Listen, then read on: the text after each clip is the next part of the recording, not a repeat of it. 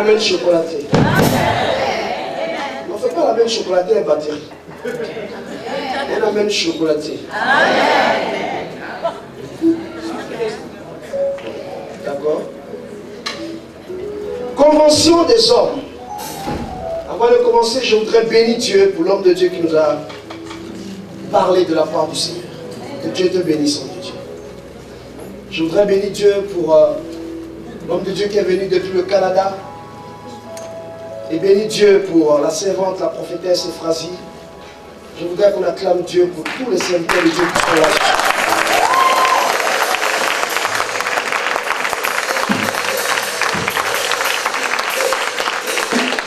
Alléluia.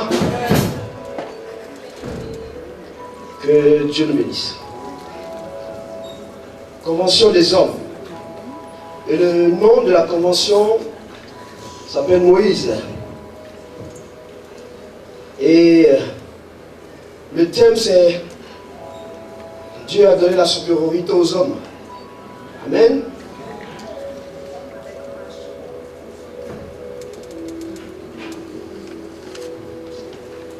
Écoutez-moi. Lorsque Dieu donne la supériorité à quelqu'un, c'est pour que la personne puisse exercer la supériorité. Quand tu as la supériorité en toi, c'est que tu es né pour être un leader, un dévancier, un exemple. Alléluia. Ma prière, c'est que tous ceux qui sont présents dans cette salle, au sortir de ce programme, deviennent des leaders de leur génération.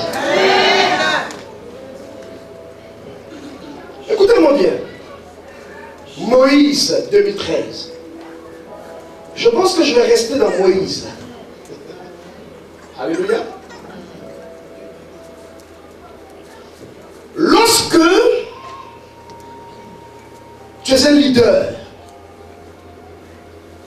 il faut savoir que la naissance du leader est différente de la naissance de n'importe qui. Le parcours d'un leader est différent du parcours de tout le monde. La progression d'un leader est différente de la progression de tout un chacun. À la naissance de Moïse, il y a un décret qui est signé pour exterminer tous les mâles. Mais quand Moïse est né dans un hôpital quelque part. On parle des hommes.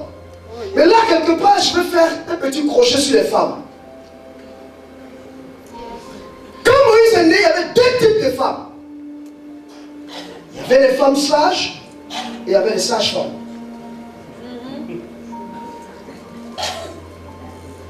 Les sages-femmes avaient une mission et les femmes sages avaient une autre mission. Il y a des femmes qui sont venues à la convention des hommes. Je veux savoir si c'est les sages-femmes ou les femmes sages. Et les sages-femmes.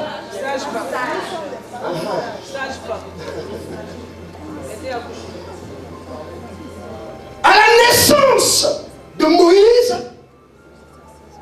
on devait exterminer les hommes. On ne devait pas avoir d'autorité. Parce que l'homme est l'autorité. On a décrété cela. Et le rôle des sages-femmes, c'était de permettre à ce que cette parole ne puisse pas s'accomplir. Les sages-femmes devaient exterminer tous les enfants mâles qui naissaient dans les hôpitaux.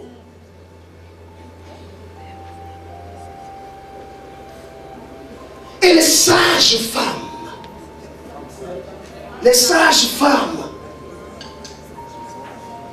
ont été envoyées en mission pour ça. Les sages-femmes. Elles ont été envoyées en mission pour ça. Mais pourtant, dans le nom, il y a sage. Écoutez-moi.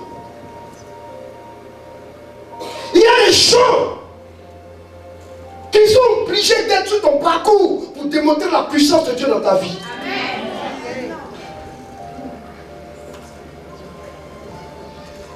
La vie d'un leader, la vie d'une autorité,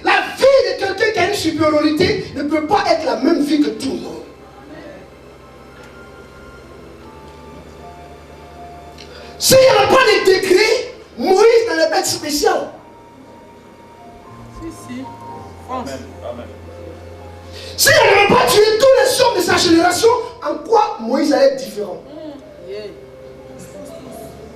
Pousse, je vois. Quand tu as une destinée, il faut quelque chose qui va venir faire que tu seras remarqué. Amen. Yes. Mais Dieu est capable d'utiliser n'importe qui pour le faire. Même les gens qui paraissent être des gens bien. Le rôle d'une sage-femme, normalement, c'est d'aider à accoucher. Mais cette fois-ci, le roi a permis à la sage-femme de devenir mauvaise parce qu'elle devait tuer, exterminer, éradiquer. Yeah. Alléluia. Mais Moïse naît en ce moment-là. Et Dieu permet à Moïse d'être à part. Caché. Sur les hommes. Mais il y avait une femme sage. Une femme sage. Qui a regardé le parcours de Moïse. Et qui allait veiller sur lui. Une véritable femme doit être une femme sage. Seule une femme sage peut permettre à un homme d'accomplir son rêve s'il est à côté de lui. Alléluia. Moïse est né. Mais Moïse naît dans un endroit qui n'était pas prévu. C'est pas là-bas que Moïse devait grandir. Écoutez-moi. C'est pas parce que tu es né dans un endroit, ça ne veut pas dire que tu ne peux pas régner dans un autre endroit.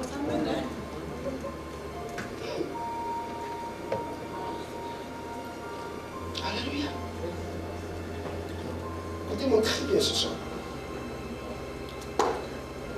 Amen. Dieu avait son peuple en captivité. Son peuple en souffrance. Et Dieu dit, je cherche quoi?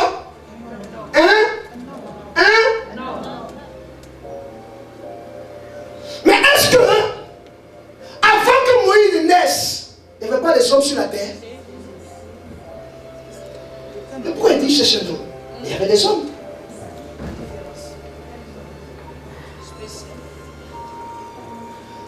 Tant que tu n'es pas encore été choisi, tant que tu n'es pas encore né pour accomplir ce que Dieu veut faire avec toi, il n'y aura rien.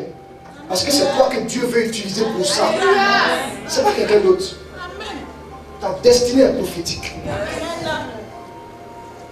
Le peuple criait, le peuple souffrait, le peuple se lamentait, le peuple avait des problèmes, le peuple criait à Dieu, mais Dieu cherchait un homme capable d'accomplir quelque chose, un homme qui avait la capacité surnaturelle, un homme d'élite, un homme de faveur, un homme qui avait un esprit supérieur, un homme capable de changer l'histoire de l'humanité, un homme qui avait quelque chose en lui pour bouleverser les choses. Dieu avait besoin d'un homme spécial. Et un homme spécial naît de façon spéciale. Grandit de façon spéciale. Dans les conditions spéciales.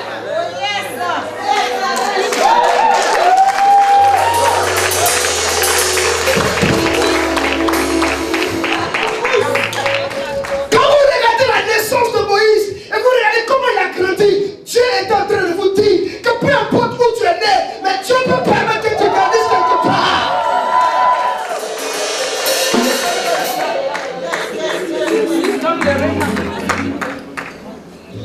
Est-ce que je parle à quelqu'un?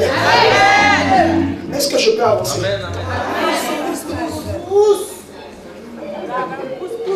Moïse naît.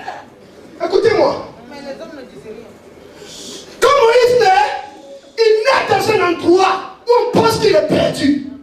Dans un endroit où on pense qu'il y a le diable. Dans un endroit où on pense que c'est fini pour lui. Dans un endroit où on ne peut pas s'imaginer son lendemain. Si c'est né avec les païens.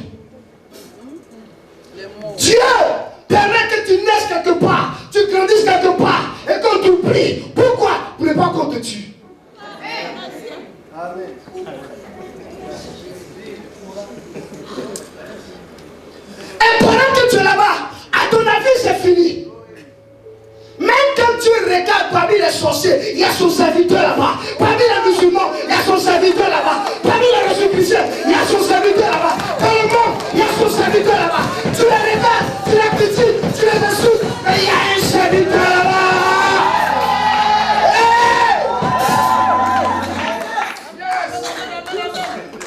Laisse Dieu faire ce qu'il a à faire avec toi.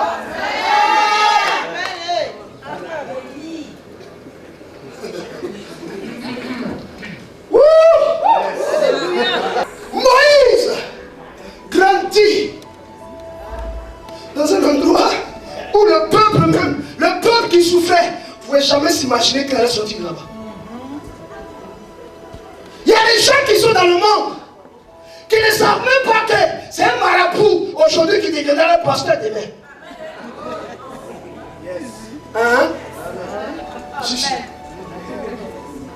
Qui pouvait imaginer qu'un karatéka, voyou,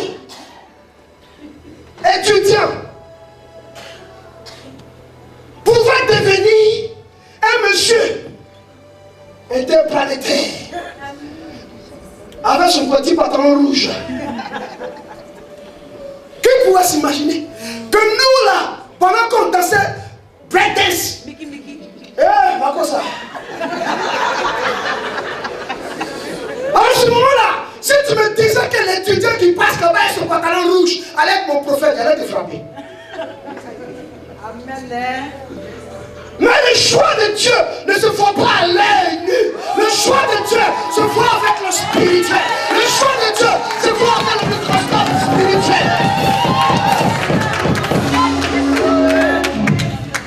Alléluia. Cette dame était le choix de Dieu. Mais personne ne pouvait s'imaginer. Parce que personne ne connaissait la destinée de cet homme. Écoutez-moi. Tu peux regarder quelqu'un et dire qu'il n'est rien parce que tu ne vois rien. Mais tu ne peux pas regarder quelqu'un et dire que tu ne seras rien parce que demain ne dépend pas de toi. Parce que aujourd'hui et demain, il y a beaucoup d'états, il y a beaucoup de choses qui se passent, il y a beaucoup de choses qui rentrent en ligne de compte. Et cela ne dépend pas d'un homme, cela ne dépend pas de quelqu'un, mais cela dépend du Saint-Esprit.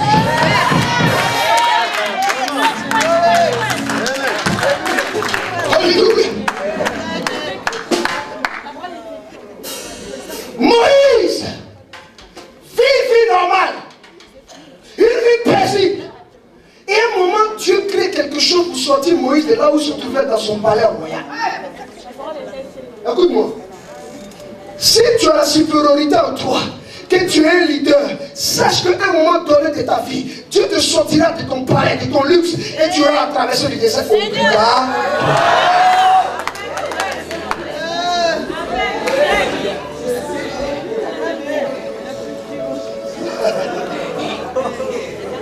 La Bible ne dit pas on reste dans le désert. La Bible dit on traverse le désert. C'est un passage.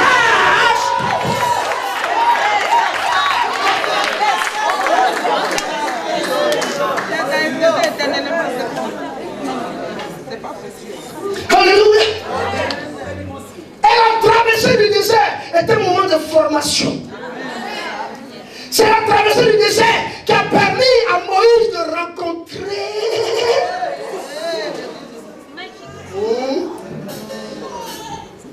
Moïse se promenait et il avait un buisson. Écoutez-moi, c'est pas tous les feux qui brûlent. Il avait un buisson, il avait un feu là-dessus, mais ça ne brûlait pas.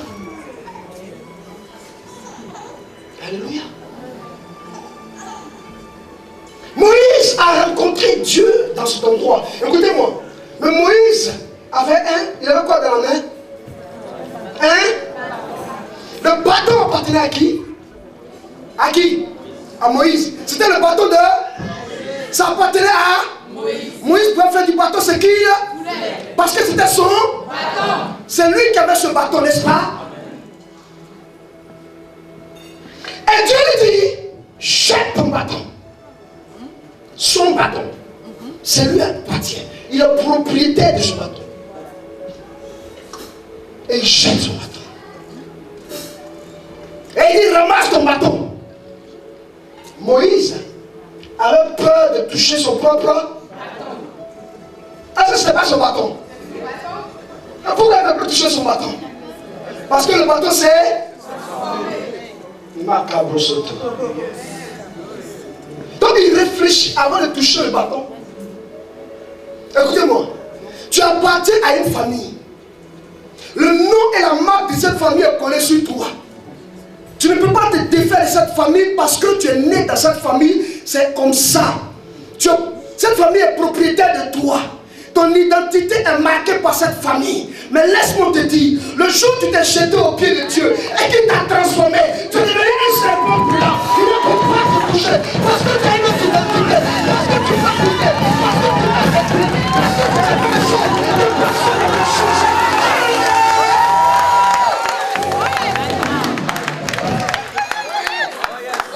Il y a quelqu'un, je suis brûlant. Je suis brûlant. Je suis brûlant. Quel que soit le membre de ta famille qui veut t'attraper, il ne pourra pas. Parce que lorsqu'il te regarde, tu n'es pas la même personne. Tu es bizarre, tu es transformé. Il ne peut pas te toucher. Arrête de ta famille. Aïe, aïe, aïe, aïe, aïe, aïe, aïe, aïe, aïe, aïe.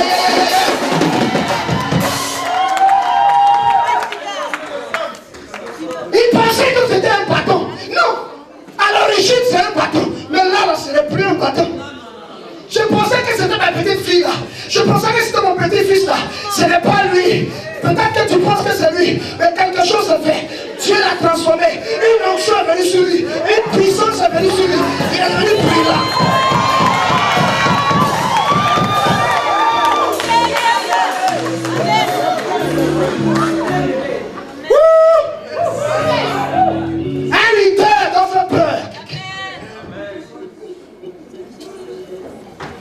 Un leader, c'était brave.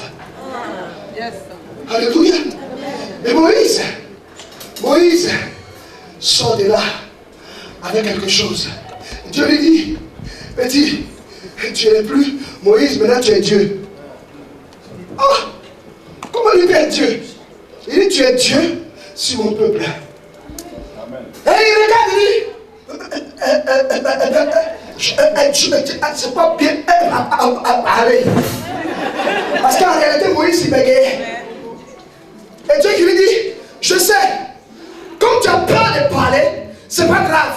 Je vais envoyer quelqu'un d'autre qui sera ton prophète. Toi qui seras son Dieu, lui sera ton prophète, ton porte-parole.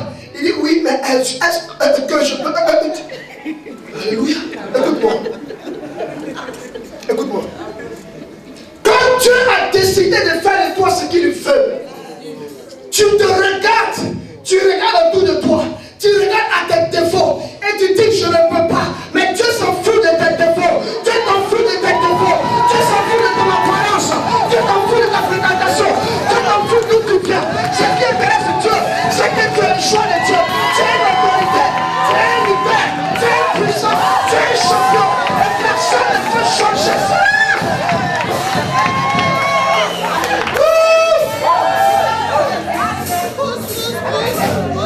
Toi-même, tu ne veux pas. Mais Dieu dit, tu es obligé. Tu ne peux pas rester comme ça. Tu dis, Seigneur, regarde la condition. Dieu dit, je m'en fous. Parce que toi, tu es né pour un destiné prophétique.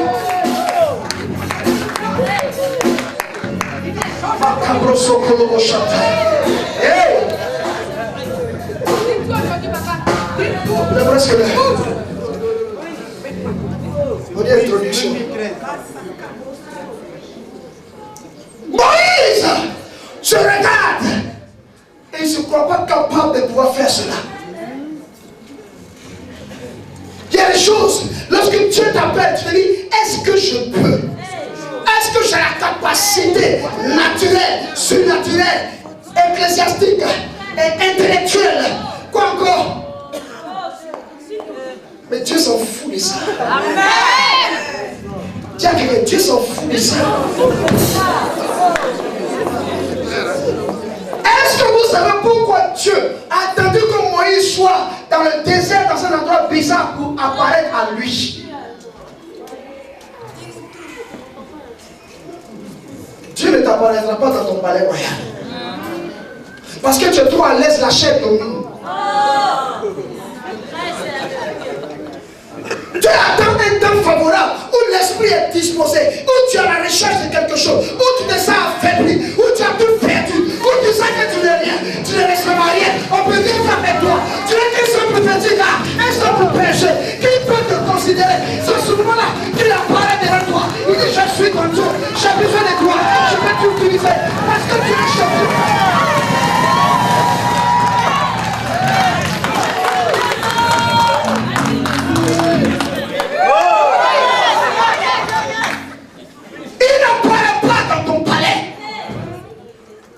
Il apparaît dans le désert. Où tu penses que le feu va consumer l'arbre, mais le feu ne peut pas le consumer parce que ce n'est pas un feu normal. Quand Dieu choisit quelqu'un, Dieu apparaît comme un être bizarre.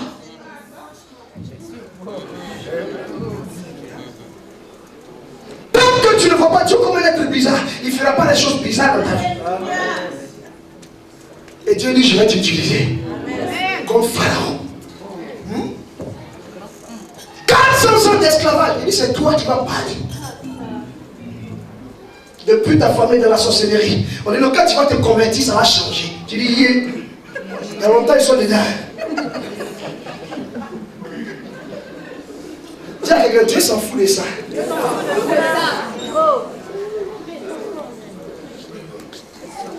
Ça n'intéresse même pas Dieu. Le problème de Dieu, c'est pas le peuple d'Israël, ce n'est pas Pharaon. Le problème de Dieu, c'est son peuple lui-même. Parce que son peuple s'est dit, c'est terminé. 400 ans. Est-ce que pendant les 400 ans, Dieu était encore vivant? Est-ce que Dieu existait encore? Hein? Dieu était en congé? Non. Dieu était en vacances? Non. Il s'est reposé? Non. Quand même. Moi, il faut comme le gars qui m'a dit hier. Je dis, mais le temps a changé, c'est devenu bizarre. On nous annonce ça, c'est devenu bizarre. Il dit oui, parce que celui qui est en haut, certainement, c'est l'intérimaire.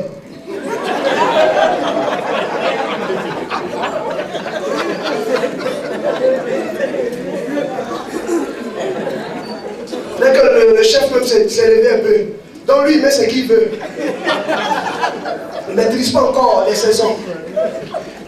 Alléluia. Dieu n'a jamais mis un intérimaire. Alléluia. Non. Dieu est Dieu. Peu importe la situation que tu traverses, Dieu est Dieu. Et les gens, parce qu'ils sont malades, ils pensent que Dieu n'existe pas. Parce que tu es célibataire, tu penses que Dieu n'existe pas. Parce que tu n'as pas de travail, tu penses que Dieu n'existe pas. Parce que tu souffres, tu penses que Dieu n'existe pas. Dieu existe bel et bien. Et je pourrais dire que le mot existe est encore petit. Parce que ce qui existe bénit, mais Dieu est. Alléluia. La Bible dit qu'il n'a point changé. Il est même hier, aujourd'hui. Le peuple souffre. Mais Dieu cherche quelqu'un. Écoute-moi, il y a un peuple qui attend de souffrir quelque part, qui attend que tu réussisses. Il y a un peuple qui souffre quelque part, qui attend ta destinée. Il y a un peuple qui souffre quelque part, qui attend que tu le relèves. Il y a quelqu'un qui a besoin de toi quelque part. Et Dieu t'a choisi pour t'équiper, pour que tu changes la destinée de cette famille. Alléluia. Moïse, c'est de lui qu'il s'agit. Il me reste 5 minutes. Moïse vient dire aux enfants d'Israël, Dieu m'a choisi. Vous sortez d'ici. On dit qui? Il dit moi. Toi-même. Toi, Moïse. Il dit oui. Vous faites quoi? Vous nous sortez d'ici. Sinon, ça fait 400 ans.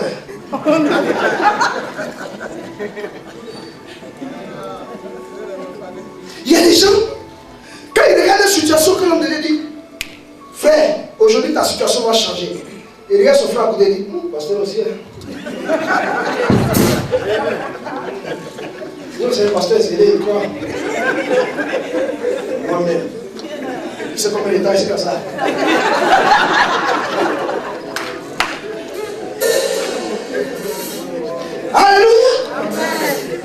reste ensemble. C'est-à-dire, il y a des générations qui sont passées.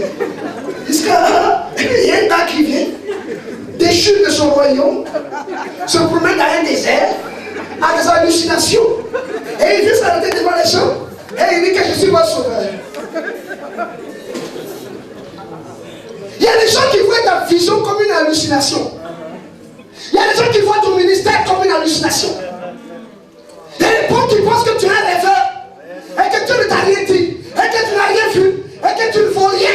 Mais sache que c'est la fin qui... C'est la fin qui compte. C'est la fin qui compte.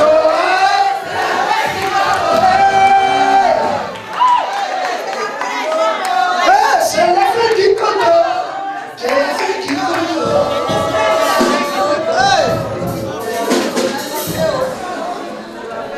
Écoute-moi. On n'a qu'à dire hallucination. On n'a qu'à dire rêveur. On n'a qu'à dire menteur. On n'a qu'à dire faux prophète. Ce qui est sûr, c'est la fin qui compte.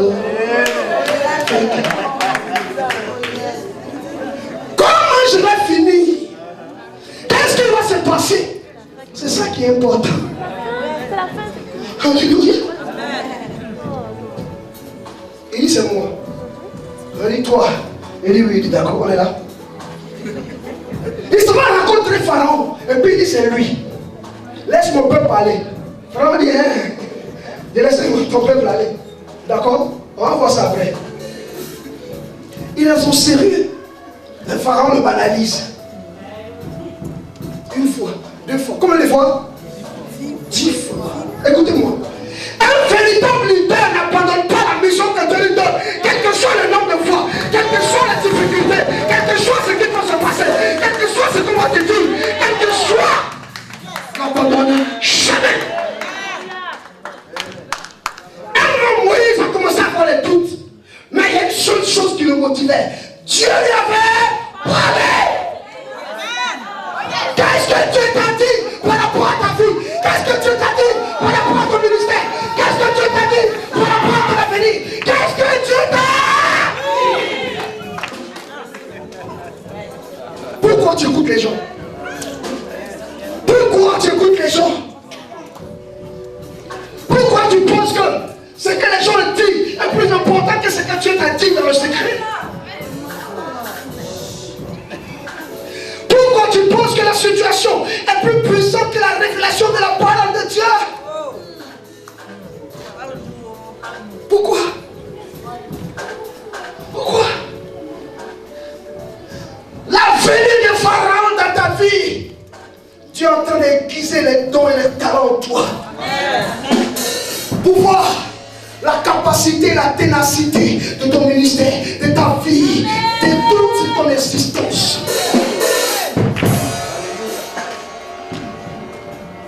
Chaque fois que Moïse échouait, le peuple venait lui dire, Moïse, on part quand?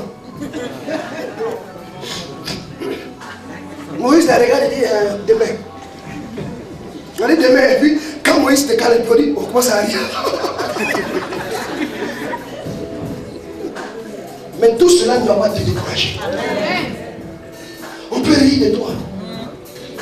On peut penser que ça peut arriver à tout le monde, mais sauf à toi. Pas toi quand même. Les gens peuvent réussir, mais c'est toi qui es dedans. Les gens peuvent être des leaders, des autorités, des puissants, mais c'est toi qui es dedans. Il y a des gens qui vont te faire douter de ta propre capacité. Écoutez-moi. Nous, on a commencé le ministère tellement jeune. Regardez-moi comment je suis. Ça fait 21 ans, bientôt 22 ans que je prêche l'évangile. J'ai à peine plus, j'ai 40 ans.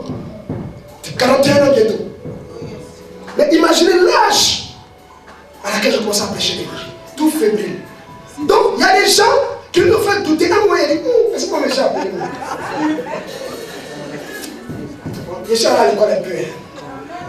J'allais travailler. Écoute-moi. C'est une grosse bêtise. C'est une grosse erreur. Quand j'ai recommencé à travailler, écoutez-moi. J'étais commercial. Chaque fois que je partais en clientèle, au lieu de vendre le produit, j'évangélisais. Quelquefois, il attrapait ma bouche. Et un jour, je me suis retrouvé au CHU de Cocody en train de prier pour un client qui était cardiaque. Je suis au CHU et lui. Il ne sait pas comment c'est passé. Chaque fois que je me lève, je dis bon, aujourd'hui, là, cette affaire de Dieu, regarde dans le but. Il a gagné l'argent. Je m'en vais, c'est là où il y a un client devant moi, où il est tombé. Mais il est malade. Il dit, appelle le pompier. Et puis l'esprit me dit, quel pompier? Toi-même tu es pompier. Hein? Il dit, non, moi je ne suis pas pompier. Il dit, tu es pompier au nom de Jésus. Prie pour lui. Et j'avais honte de son costume, il dépose ma mallette. Et puis tout le monde me regarde en plein plateau dehors. Nom de Jésus.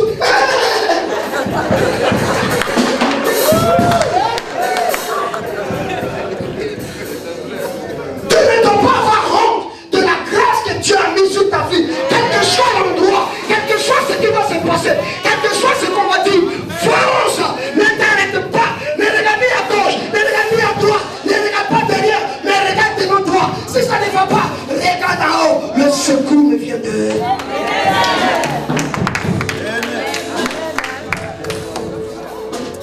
Personne ne pourra croire en toi si toi-même tu ne crois pas en ta destinée.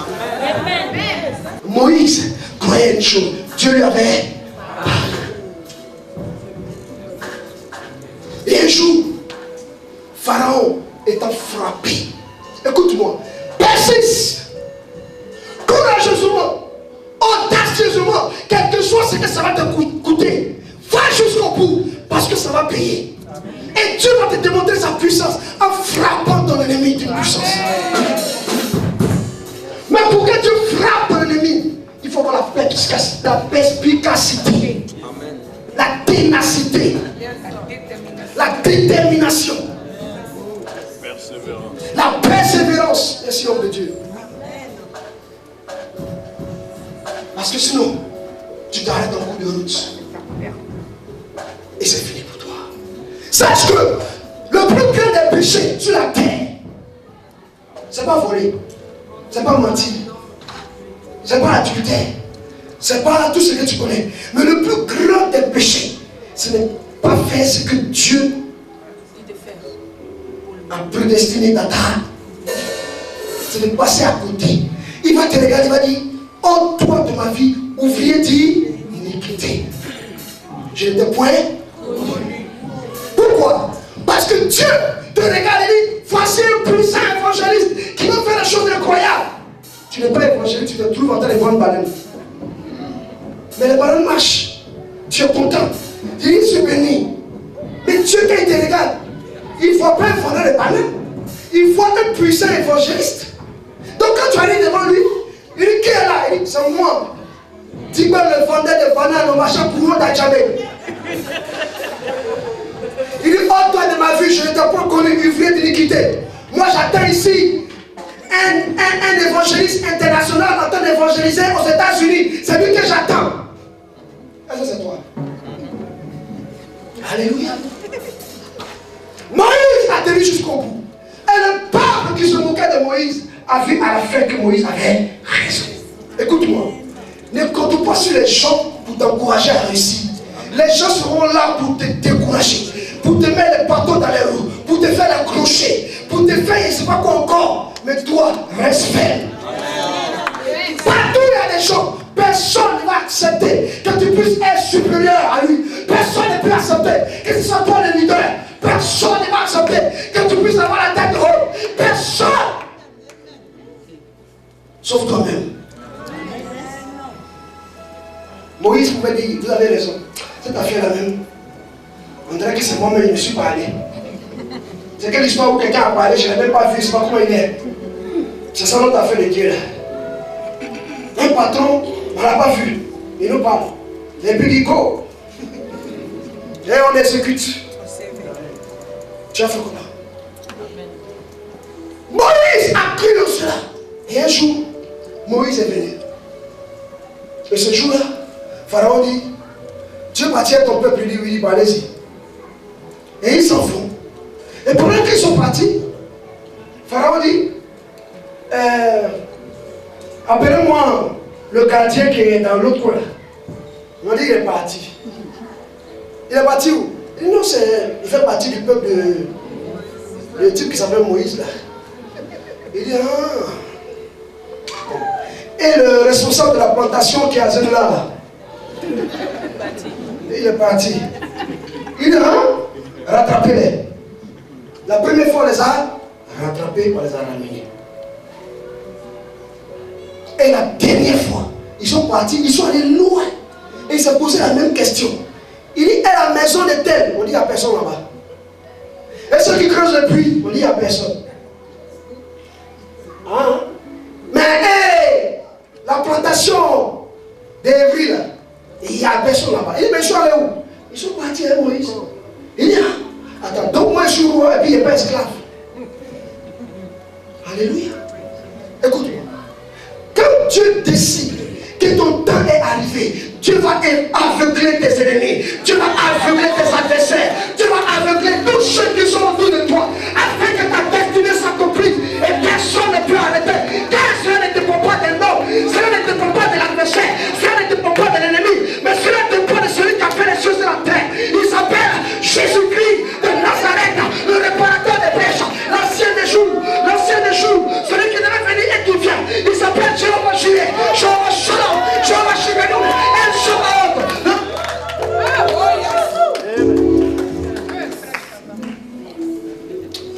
Alléluia. Je crois en ta destinée. Amen. Je crois en ta destinée. Amen. Je crois en ton leadership. Amen. Je crois en ta supériorité. Amen. Bien-aimés, ils sont en train de partir. Il me reste plus de minutes. Donnez-moi 4 minutes.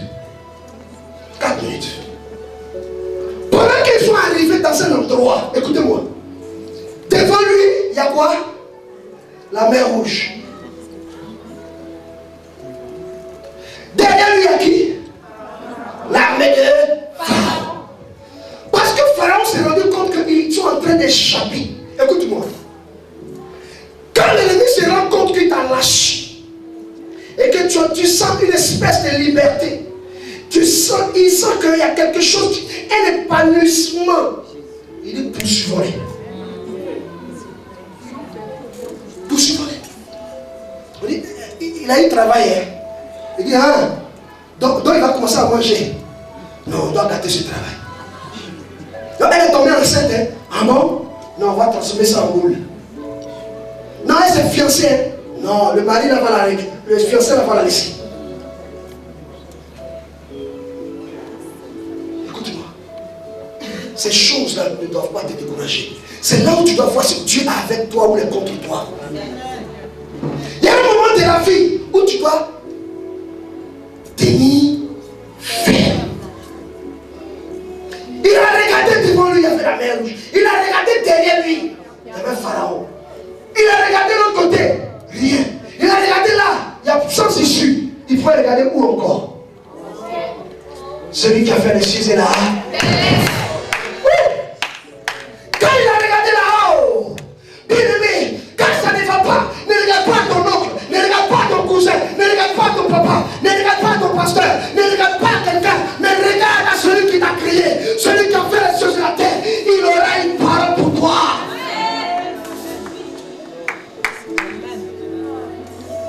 Et il a regardé là-haut. Et là-haut, il y a une voix qui est venue, il a dit, tu as encore ton bâton? Dans-le.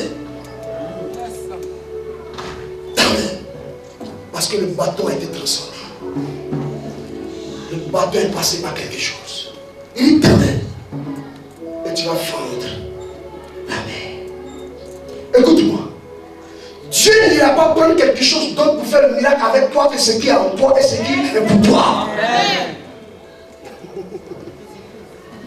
Dieu prendra ce qui est en toi et il va faire le miracle avec ça pour que tu aies la capacité de témoigner. Amen.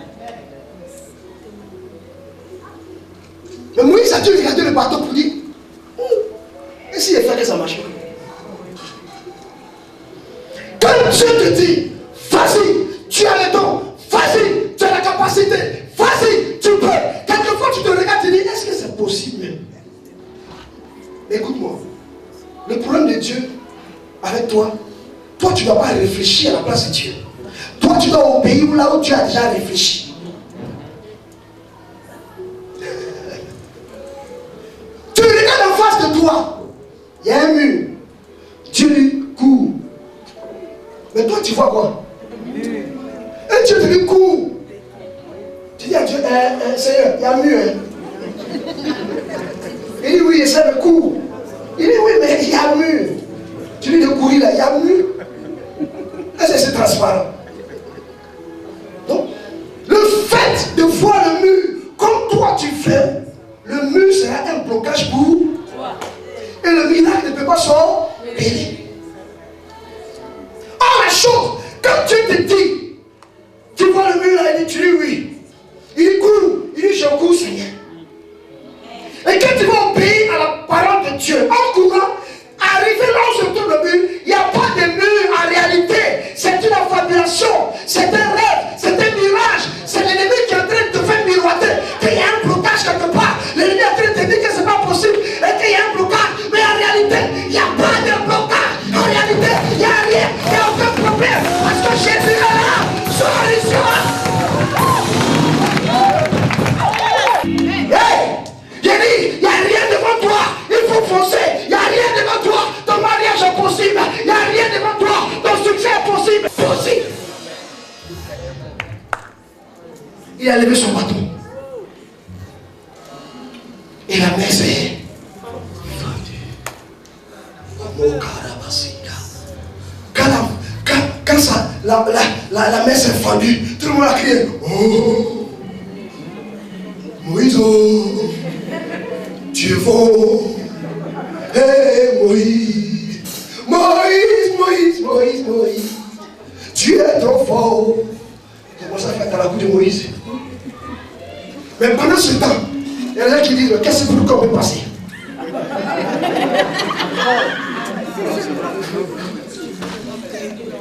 Et les gens passent premier. S'ils sont de l'autre côté, c'est qu'on peut passer. Alléluia. Et ils ont commencé à passer. Mais au moment où ils passaient, l'ennemi est en train de les... Écoute-moi. Il me reste combien de minutes maintenant? 2 minutes. Et il traverse la mer. Écoute-moi. Quelle que soit la montagne qui est devant toi, quel que soit le problème, quel que soit l'ennemi, quel que soit le Goliath, quelle que soit la chose qui est devant toi, peu importe la chose, mais une chose est en toi, est capable d'être utilisée par Dieu pour diviser la chose, pour que tu puisses acquérir ce que ton cœur désire. La chose n'est pas ailleurs, c'est en toi. Parce qu'il y a des difficultés, tu regardes ici. Maman n'est pas là. Tonton n'est pas là. Je suis foutu. Tu n'es pas foutu. Ça y est en toi. Dis à quelqu'un, ça y est en toi. Tu as la capacité. Il traverse. Regardez-moi, il reste 1 minute. Pendant qu'il traverse, Pharaon dit, je ne peux pas les laisser. Et regardez ce qui va se passer. Il avait pris les hommes les plus vaillants, les hommes les plus féroces, les hommes les plus guerriers, les hommes battants, les héros. Les gens qui avaient la capacité de guérir. Alléluia. Quand tu es une autorité, quand tu es un leader, quand tu es un homme vaillant, ce n'est pas n'importe quel type de démon qui va t'attaquer. Les démons qui vont t'attaquer sont des démons guerriers, des démons puissants, des démons d'autoritaire dans leur domaine. Pour aller contre toi, parce que tu n'es pas n'importe qui, ils doivent t'empêcher. J'ai l'habitude de dire, selon la profondeur de ton abaissement, sera la hauteur de ton élévation. Ils sont rentrés dans la mer, mais la mer ne touchait pas. Tu vas rentrer dans un problème, mais le problème ne t'atteindra pas. Tu vas rentrer dans une difficulté, mais la difficulté ne t'atteindra pas. Tu vas rentrer dans quelque chose de mauvais, mais ça ne va pas t'atteindre parce que tu es fort comme les autres. Ils ont commencé à traverser. L'ennemi est arrivé. Écoute-moi. L'ennemi arrive, il les voit traverser. Il ne se pose pas la question de savoir comment il se fait pour traverser. Lui, il rentre dedans. Dis, il n'aura venu sur moi. Écoutez-moi. On dit qu'il reste 30 secondes. l'ennemi a choisi de te poursuivre et que tu rentres quelque part, il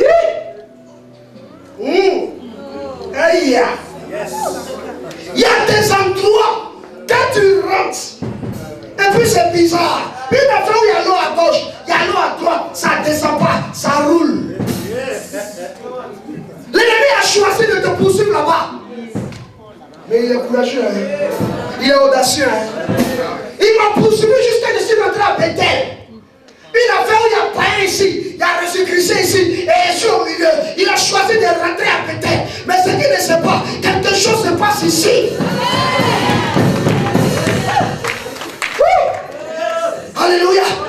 Ils ont choisi les démons les plus féroces de ta vie. Ils ont choisi les démons les plus guerriers. Mais ça c'est une chose, les démons les plus forts sont venus. Mais la même façon qu'ils sont venus, c'est comme ça qu'ils vont périr.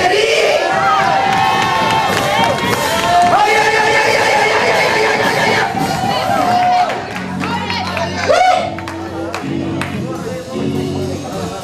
Tu as attendu que les enfants de Dieu soient de là.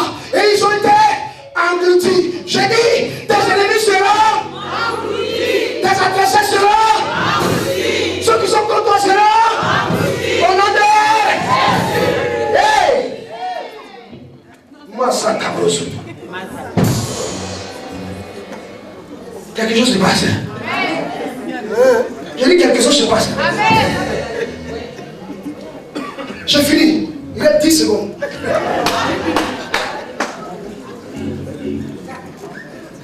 Pharaon a régné pendant 400 ans sur les enfants d'Israël. Dieu n'a pas réagi. 400 ans. Mais en une fraction de seconde, Massacabros, il dit 400 ans. Ou c'est 4000 ans. Ou 4 milliards d'années. Je ne sais pas. Ce qui est sûr, quel que soit le temps durant lequel tu as été dominé, durant lequel tu as été persécuté, durant lequel tu as été meurtri, écrasé, humilié, insulté. Sache une chose, en une fraction de seconde, l'armée de Pharaon a disparu.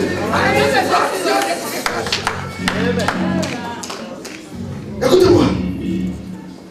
Dieu laisse le temps à l'ennemi de régner. Mais le jour où Dieu te lève, en une seconde, tu regardes là où ils étaient et ils ne seront plus. L'Égypte qui était la nation la plus puissante du monde, l'Égypte qui gouvernait le monde entier, en une seconde, l'Égypte a perdu ses hommes forts, l'Égypte a perdu ses hommes vaillants, l'Égypte a disparu. Jusqu'à ce jour, on ne parle plus de l'Égypte comme une puissance. On ne parlera plus de tes adversaires comme des hommes. On ne parlera plus de ceux qui t'ont persécuté. On ne parlera plus de ceux qui t'ont fait en ton temps. Mais on parlera de toi. On parlera de toi. On parlera de toi. On parlera de toi. On parlera de toi. Je dis, c'est de toi qu'il s'agit. C'est de toi qu'il s'agit. C'est de toi qu'il s'agit. C'est de toi qu'il s'agit. Lève la main droite. Ferme les yeux.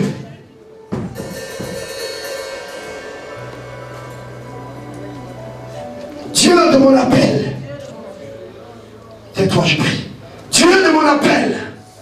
Dieu de ma consécration. Toi, mon Olivier verdoyant. Jésus-Christ de Nazareth. Change la vie de ce peuple.